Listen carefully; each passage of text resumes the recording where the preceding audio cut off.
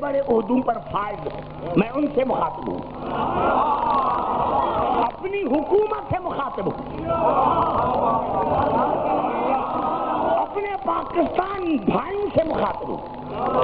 یہ ابھی 3 آیتیں میں پڑھ رہا ہوں۔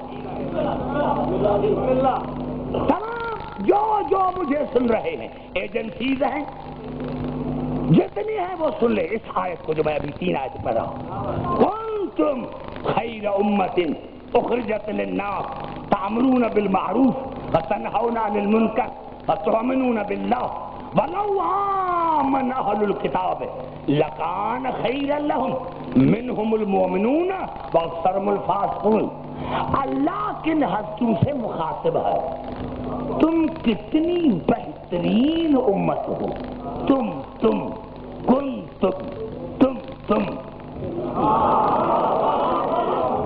کتنی بہترین امت ہو۔ اللہ نے تمہیں پیدا اسی لیے کیا ہے تاکہ تم انسانوں کو ہدایت کرو۔ بھائی میرے گھبرائے نہیں، آنکھیں کھول کر سنیں، عبدالحکیم پر آج پوری توجہ چاہ رہا ہوں، ممبر کے قریب بیٹھنے والے، تم کتنی بہترین امت ہو۔ یہی سوال پوچھا تھا نا ابو حنیفے نے ہمارے امام سے۔ امام نے پوچھا بتا یہ اللہ نے کس کو کہا ہے کہ تم کتنی بہترین امت ہو؟ وہ ہم جو رسول کی امت ہے۔ آپ نے فرمایا بے وقوف، تم بہترین امت ہو۔ وہ امت بہترین کیسے ہو سکتی ہے جس نے علی اور حسین کو شہید کیا؟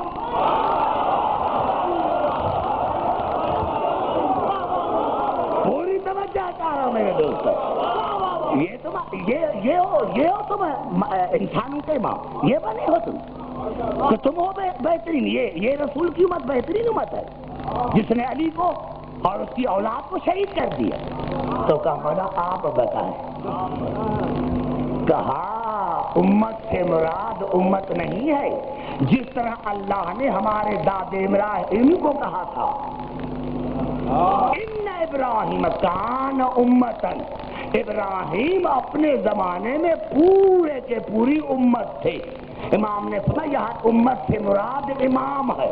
یہ کنتم خیر امتن کا خطاب ہم 14 سے ہے۔ بزرگوں زبان تو ہلا نعرہ حیدری، ہم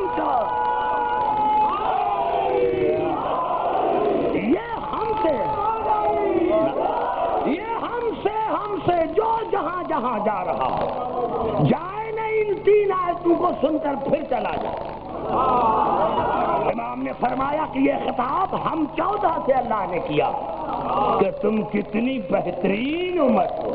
میں نے تمہیں پیدا اسی لیے کیا کہ تم انسانوں کو ہدایت کرو، نیکی کا حکم دو، برائی سے منع کرو، تمہارا اللہ پر ایمان ہے۔ اب دیکھیں آیت کے تیور کو، ولو انداز کلام بدلا، ولو آمن اہل الکتاب لکان خیرا لہم منہم المؤمنون واکثرهم الفاسقون۔ اللہ نے فرمایا کاش اہل کتاب ایمان لے کر آتے، اہل کتاب یہودی۔ گھبرائے نہیں میرے بھائی، میں نے پہلا عرض کیا اللہ نے فرمایا کاش یہ نصرانی، یہ یہودی ایمان لے کر آتے تو ان کے لیے بہتر تھا۔ اللہ نے ان میں سے تھوڑے مومن ہوں گے، اکثریت فاسقوں کی۔ اہل کتاب میں سے تھوڑے مومن ہوں گے، باقی اکثریت جو ہے وہ فاسقین کی ہے۔ پہلی آیت ختم، دوسری شروع ہوئی، لن یضروکم الا اذى وَإِن يُقَاتِلُوكُمْ يُوَلُّوكُمُ الْأَدْبَارَ ثُمَّ لَا يُنصَرُونَ۔ اے میرے رسول، اے میرے حبیب، آپ یہودیوں سے گھبرائیں نہیں۔ گھبرا کیوں گئے میرے بھائی؟ قرآن میں پڑھ رہا ہوں، میں سیاسی بندہ تو ہوں نہیں۔ لن یضروکم يضركم إلا أذى. اے میرے بھائی، اے میرے رسول، یہ یہودی تمہارا کوئی نقصان نہیں کر سکیں گے. تھوڑی سی تمہیں تکلیف دیں گے لیکن نقصان کچھ نہیں کر سکیں گے. وَإِن يُقَاتِلُوكُمْ يُوَلُّوكُمُ الْأَدْبَارَ، اور اگر آپ کے مقابلے میں آئے، آپ سے لڑنے کے لیے آئے، تو یہ یہودی پیٹھ دے کر بھاگ جائیں گے. زبان سے بات کرے میرے بھائی، مسلمان کی حیثیت میں آپ سے بات کر رہا ہوں. اگر یہ یہودی نزول خاص ہے، اطلاع کا عام ہو.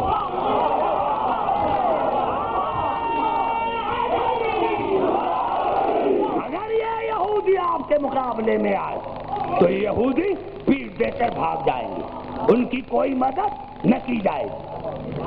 دوسری آیت ختم ہوئی، تیسری شروع ہو رہی.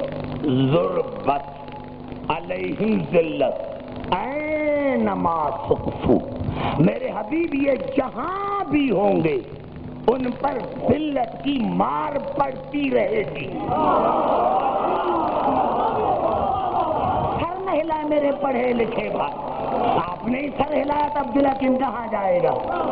میرے حبیب ان یہودیوں پر جہاں بھی رہیں گے ان پر ذلت کی مار پڑتی رہے گی. اللہ بحبل من اللہ وحبل من الناس. اب اس موسم کا ترجمہ یہ ہے کہ سوائے ان کے جو اللہ کے حفاظت میں آئے یا علی کی حفاظت میں آئے. حبل اللہ سے مراد ہے اللہ، اور حبل من الناس سے مراد ہے علی کی ذات. اب جو بھی ترجمہ کرے بات کو چھوڑ دیں. سوائے ان کے جہاں بھی یہ یہودی ہوں گے ان پر ذلت کی مار پڑتی رہے گی. سوائے ان کے جو اللہ کے امان میں آئیں گے. وَبَاءُوا بِغَضَبٍ مِّنَ اللَّهِ وَضُرِبَتْ عَلَيْهِمُ الْمَسْكَنَةُ، اور ان پر اللہ کا غضب ہے. اور جہاں بھی ہوں گے ان پر رزق کی تنگی ہوگی.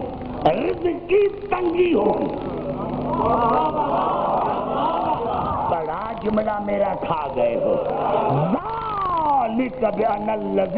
ذالک بأن الذین کانوا یکفرون بآیات اللہ ویقتلون الانبیاء بغیر حق.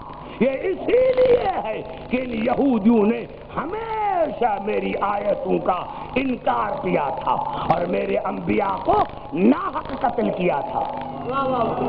آؤ قرآن کی آیت ہے، آؤ قرآن کی آیت ہے کہ میرے حبیب اگر یہ یہودی آپ کے مقابلے میں آئے تو پیٹھ دے کر بھاگیں گے. ان پر ذلت کی مار پڑتی رہے گی، ان پر معاشی تنگی ہوگی، یہ بھوکے مریں گے. قرآن کی آیت ہے لیکن آج بھی دیکھ رہے ہیں کہ سپر طاقت تم اسی کو مان رہے ہو.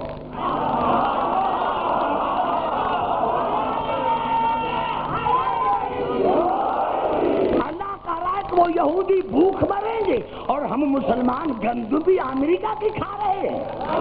تو پھر قرآن کی آیت کہاں گئی؟ نوجوان کیا کہیں گے؟ باہر والے بھی مجھ سے بات کرو میرے خاموش بھائی. ارے یہ تو الٹا ہو رہا ہے کہ سپر طاقت بھی تم ان کو مان رہے ہو، چیزیں بھی ان کی کھا رہے ہو. اللہ کہہ رہا ہے کہ نہیں، وہ ہر جگہ ذلیل ہے، ان پر ذلت کی مار پڑتی رہے گی، ان پر تنگی ہوگی رزق کی. تو پھر کیا ہے؟ یہ قرآن ہے تو بتاؤ، تفصیل تو بتاؤ، مجھے چھوڑ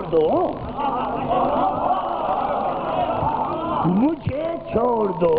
ارے میں تو دیکھ رہا ہوں کہ خیبر سے لے کر آج تک مسلمان یہودیوں کو پیٹ دے کر بھاگ رہے ہیں.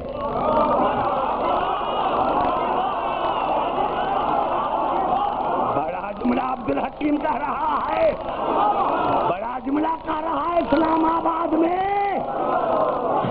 اللہ فرما رہا ہے کہ میرے حبیب اگر یہ یہودی تمہارے مقابلے میں آئے تو یہودی پیٹ دے کر بھاگیں گے، اور ابھی بھی ہم اپنی سرحدوں کی حفاظت، اللہ کے گھر کی حفاظت ان سے کروا رہے ہیں، تو پھر ہمارا ایمان کب رہا قرآن پر؟ میں نے کیا آؤ چلو لڑاتے ہو مسلمانوں کو ایک دوسرے کے ساتھ، اور جن کو دعوت دی جاتی ہے وہ تو ہیں کھانے والے، آؤ بٹھاؤ سپریم کورٹ میں، کیوں لڑاتے ہو مسلمانوں کو؟ یہ آیت آج بھی ہے تو بتاؤ۔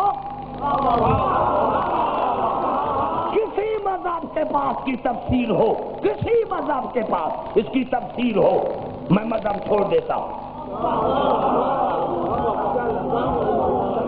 یا اللہ، یہ تو خیبر سے لے کر آج تک الٹی بات ہو رہی ہے، الٹی بات ہو رہی ہے۔ اللہ نے کہا عبدالحکیم میرا قرآن بھی سچا، میرا وعدہ بھی سچا، لیکن مشروط ہے، مشروط ہے۔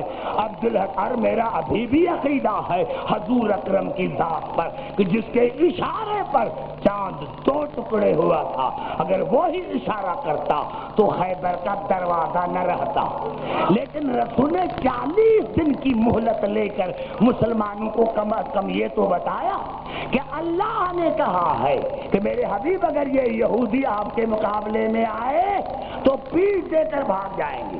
یعنی یہودی کی ڈیفینیشن یہ ہے جو مومن کو پیٹھ دے کر بھاگے اس کو کہتے ہیں قرآن کی اصطلاح میں یہودی۔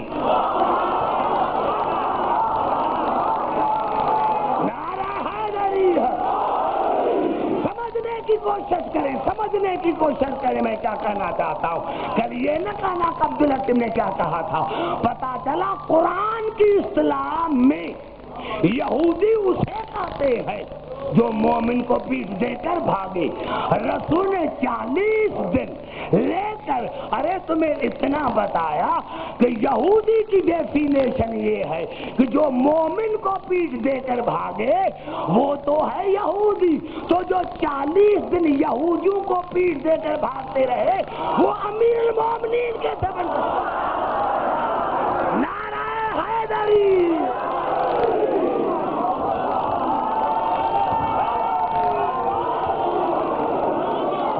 کیوں ہلا رہے ہیں؟ سمجھ میں بات نہیں ہے۔ نعرہ حیدری۔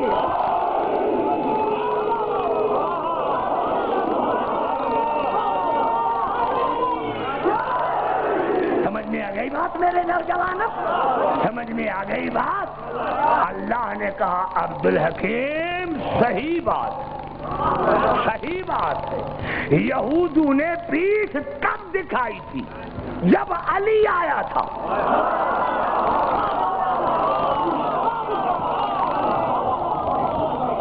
میرے سنی شیعہ بھائی آئیے پھر چلتا ہوں بخاری کی طرف۔ گھبرائے نہیں کیا کروں، 1.25 گھنٹہ گزر گیا، گھبرا تو نہیں گے میرے بھائی؟ سمجھ میں آ رہی ہے بات؟ میں نے کیا کیا میرے دوستو؟ حضور اکرم نے ایک حدیث کہی جو بخاری شریف میں ہے۔ کاش خدا کرے آپ سارے پڑھے لکھے حضرات ہیں، میں آپ کے ذہن تک پہنچ سکوں۔ جو رسول نے کہا تھا اس حدیث میں ماضی بھی ہے، حال بھی ہے، مستقبل بھی ہے۔ میرے بھائی رسول نے کیا کہا تھا؟ متفق علیہ حدیث ہے، سب نے لکھا، کوئی ایسا محدث نہیں، کوئی ایسی